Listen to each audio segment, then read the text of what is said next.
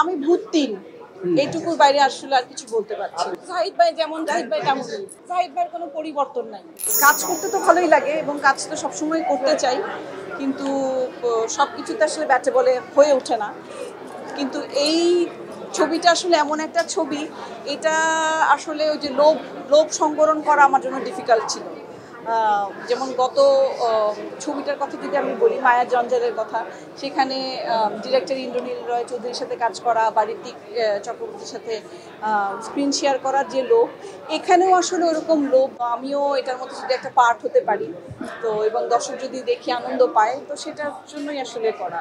আপু 90 দশকের কথা বলেছিল, মানে একত্রিত সবার সাথে দেখা এবং কাজটাও করা, এই বিষয়টা একটু জানতে চাচ্ছি। না, ওইটাই বলছি যে আসল মূল কারণটাই ছিল হচ্ছে সবাই মিলে একসাথে একটা কাজের সাথে সম্পৃক্ত থাকবো। ওইটাই আসলে মানে অনেকগুলো কারণের মধ্যে অন্যতম একটা কারণ। আমি ভূত ৩ এইটুকুর বাইরে আসলে আর কিছু বলতে পারছি। এটা আসলে খুব মেটাফরিক একটা প্রশ্ন আর কি, যে আপনি আসলে ভূত বলতে কি বলতে চাচ্ছেন, আসল ভূত নাকি? আমরা তো আসলে অনেক সময় মানুষ রূপীও অনেক ভূত দেখি আর কি। মানে অনেকে বলে যে ভূত দেখে ভয় পাইছে, আসলে এরকম কোনো বিষয় না।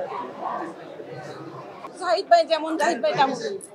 জাহিদ ভাইয়ের কোনো পরিবর্তন নাই। নাটকও আপনাকে দীর্ঘদিন মানে তেমন একটা দেখছি না, বা নাটকের বিষয় যদি যায় তো যদি একটু বলতেন কেন একটু কাজ কমিয়ে দিয়েছেন? কাজ কমিয়ে দিচ্ছি কারণ ওরকম কাজ আমার কাছে আসে না যেটা আমি আসলে করতে চাই। এটা সহজ উত্তর। মানে কি ধরনের কাজ আপনি এখন পাচ্ছেন যদি একটু বলেন, যে আগে আমাকে যেসব কাজে দেখছেন সেসব কাজগুলোতে আমি করতে চাই, তার বাইরে অনেক কাজ আছে যেটা আমি করতে চাই না।